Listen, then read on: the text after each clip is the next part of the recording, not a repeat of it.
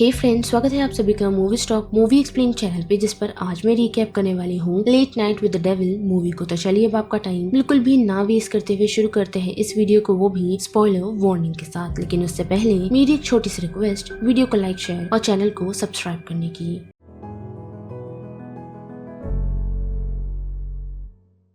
तो पूरी मूवी हमें एज ए डॉक्यूमेंट्री इन्वेस्टिगेशन जैसी दिखाई गई है, जो अक्टूबर 31st 1977 की उस रात को एक्सप्लेन करने वाला है, जिसका कोई भी एक्सप्लेनेशन किसी के पास भी नहीं था। यानी कि उस रात एक लाइव ब्रॉडकास्टिंग की गई थी, वो भी night owls with Jack Delroy के सीजन 6 के एपिसोड्स की, जो वैरायटी का काफी सक्सेसफुल और साथ ही काफी पॉपुलर लेट नाइट शो हुआ करता था। बट अनफॉर्चुनेटली उसे कम्पीट करते हुए एक नया show Johnny Carson the tonight show को ले आया था, जिस कारण ही उन्हें अपने शो को काफी पॉपुलर और हाई रेटिंग शो बनाना था, जिसके लिए उन्होंने उस रात कुछ ऐसा किया जिससे ना सिर्फ उनका शो पॉपुलर हुआ बल्कि सभी लोग हैरान रह गए। तो बढ़ते हैं मूवी की तरफ, जिसकी शुरुआत हमें जैक डेलरॉय के टेलीविजन शो से ही दिखाई जाती है, जहां हम देख पाते हैं कि किस तरह उसने अपने इस नाम को बनाने के लिए मेहनत की थी, जिस वजह से उनकी मुलाकात उनकी वाइफ मेडेलिन से हुई। साथ ही वो दोनों काफी पॉपुलर और काफी लविंग कपल माने जाते थे और उनका अक्सर एक रेगुलर विजिट रहता था, वो भी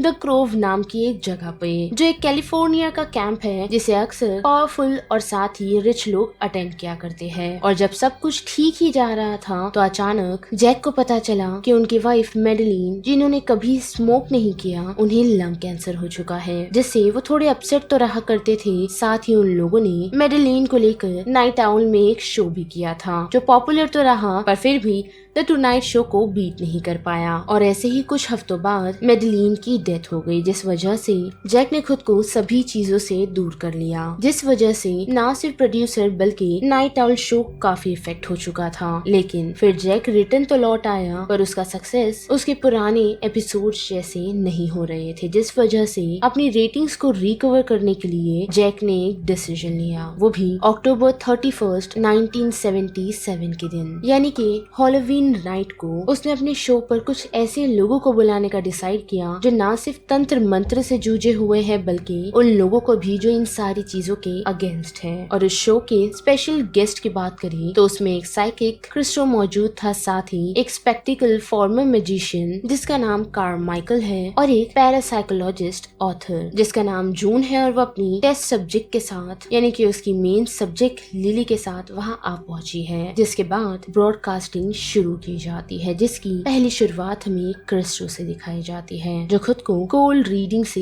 एक्सपोज करता है और देख पाता है कि कुछ लोग यानी कि कुछ सोल्स उससे कनेक्ट कर पा रही है, जिसमें से उसकी कुछ कोल्ड रीडिंग्स रॉन्ग तो निकलती है पर एक सही निकलती है, जो पास ही में बैठी दो लेडीज की है, जिन्होंने रिसेंटली यानी कि लगभग 5 साल पहले अपने भाई और अपने बेटे को खोया है, जिससे वहाँ बैठे ऑडियंस और साथ ही काफी लोग इफेक्ट हो जाते हैं। लेकिन फिर अचानक क्रिस्टो को एक अजीब सी कोल्ड रीडिंग आती है, जिससे ना सिर्फ पूरा स्टूडियो हिल जाता है बल्कि क्रिस्टो भी काफी शॉक है, क्योंकि वो बार बार मिनी का नाम दोहरा रहा है, जिसकी सोल काफी ही दुखी है। लेकिन वहाँ बैठे कोई भी शख्स मिनी नाम की लड़की को जानते नहीं। पर फिर एक ब्रेक ले लिया जाता है, जिसके बाद जैक सभी लोगों के सामने कार्माइकल को ले आते हैं, जो वहाँ बैठी ऑडियंस और लाइव देख रही ऑडियंस को यही कहते हैं कि क्रिस्टो एक फोनी है, यानी कि वो जाली है, जिसे उसकी बात पर भरोसा नहीं। पर हम देख पाते हैं कि उसे कोई और नहीं बल्कि जैक सपोर्ट करता है, यही कहते हुए कि उसकी बाकी रीडिंग्स का तो मुझे पता नहीं, लेकिन लास्ट में जिस रीडिंग को उसने फील कर पाया वो और किसी की नहीं बल्कि मेडेलिन की थी, क्योंकि जैक उसे प्यार से मिनी कहा करता था, जिस वजह से कार्माइकल और क्रिस्टो के बीच आर्ग्यू हो जाती है। साथ ही हम मूवी में ये नोटिस कर पाते हैं कि मिनी की कनेक्ट होने के बाद से ही क्रिस्टो कुछ अजीब सा बिहेव करने लगा है, मानो जैसे उसकी तबीयत ठीक नहीं, और कार्माइकल से बातचीत करते हुए यानी कि आर्ग्यू करते हुए वो बीमार हो जाता है और ब्लैक लिक्विड वॉमिट करना शुरू कर देता है, जिस कारण एक कमर्शियल ब्रेक दे दिया जाता है और क्रिस्टो को हॉस्पिटल ले जाया जाता है। और कमर्शियल ब्रेक के बाद जून और लिली को इंट्रोड्यूस करवाया जाता है, जहाँ जून सभी लोगों को ये बताती है कि लिली एक सोल सर्वाइवर है, वो भी एक सैटेनिक चर्च जहाँ लोग एब्राक्सिस को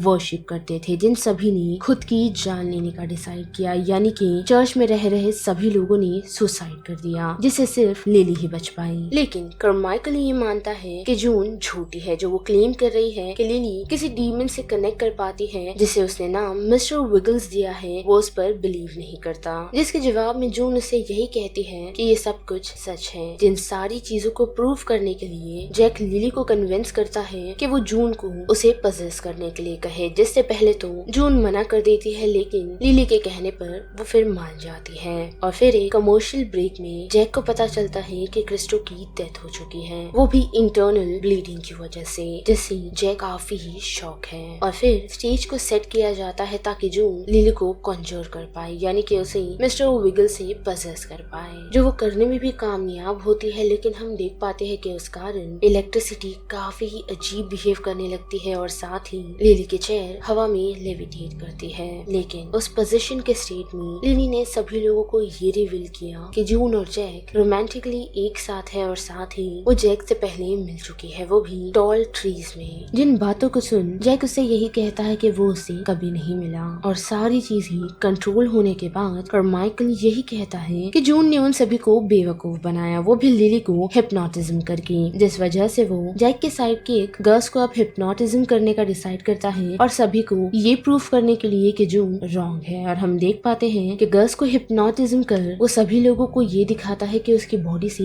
वर्म्स निकल रहे हैं, जिससे डर गस अपनी पूरी बॉडी को फाड़ उन वर्म्स को बाहर निकाल रहा होता है। लेकिन हिप्नोटिज्म से बाहर आते ही सारी चीजें नॉर्मल हो जाती है और गस को कुछ याद ही नहीं रहता, जिस कारण प्रोडक्शन टीम उन फुटेजेस को रिवाइंड करने का डिसाइड करती है। और उस फुटेजेस को रिवाइंड करते ही कार्माइकल सभी के सामने ये प्रूव करने में कामयाब होता है कि उसके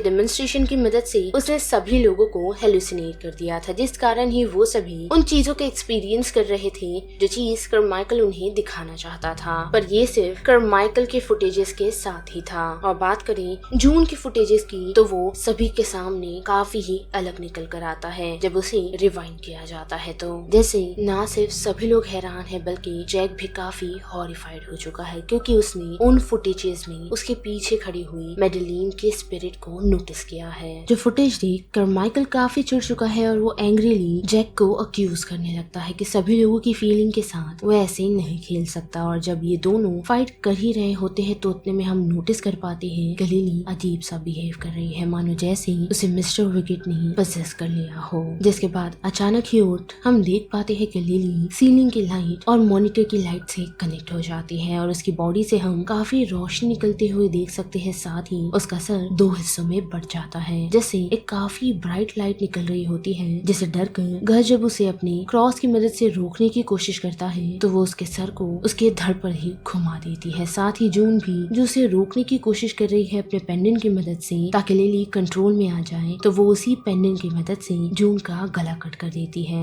और बात करें कार्माइकल की, जो ये सारा सिनेरियो देख पहले तो काफी ही शॉक है और वो भी उसे रोक नहीं पाता, क्योंकि हम देख पाते हैं कि लिली उसे अंदर और बाहर दोनों ही जगह से पूरी तरह जला देती है। और बात करें जैक की तो उसे ट्रांसपोर्ट कर दिया जाता है, वो भी उस समय जब उसके शो का काफी ही बुरा वक्त चल रहा था। साथ ही हमें उस दौरान ही पता चलता है कि जैक किस तरह लिली के डीमन से कनेक्टेड है। जी हाँ, लिली ने सच कहा था, यानी कि उसकी डीमन ने कि वो जैक से पहले मिल चुका है। और हमें पता चलता है कि उनकी मुलाकात द ग्रोव में हुई थी, यानी कि अक्सर जहाँ जैक आया जाया करता था और वहाँ जाना सिर्फ रिच और पावरफुल लोगों को ही अलाउड था, जहाँ कुछ सेरेमनीज की जाती थी जिससे जैक भी कनेक्टेड था और इनडायरेक्टली वो मेडेलिन के उस कैंसर का भी रिस्पॉन्सिबल था। जिसकी बात करें तो उसने ये सारी चीजें अपने नाइट आउल शो को फेम में लाने के लिए किया था, जिस कारण मेडेलिन ने अपनी जान खो दी। और हम देख पाते हैं कि प्रेजेंट में भी उसका सामना मेडेलिन से हो चुका है, जो उसे कन्फ्रंट करती है और उसे भीख मांग रही है कि वो उसे उसके दर्द से आजाद कर दे, क्योंकि कैंसर उसे काफी